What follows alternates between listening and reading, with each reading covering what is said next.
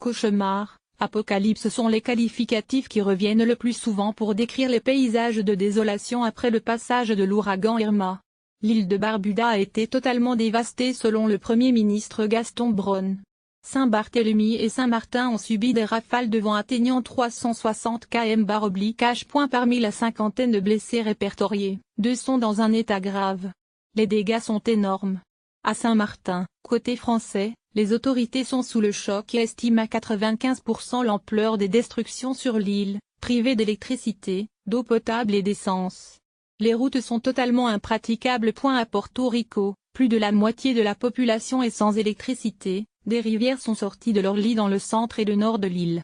Des inondations ont touché le nord-est d'Haïti.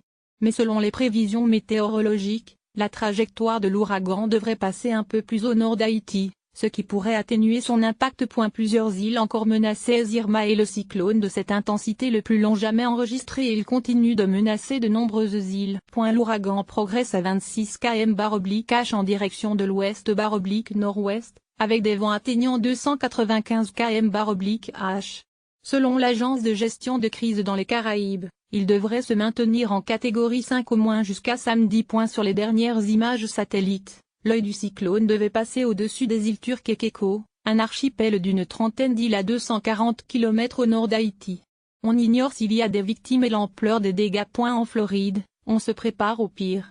Des évacuations massives ont débuté dans les zones côtières et dans l'État de Géorgie, où le monstre Irma est attendu dès vendredi soir.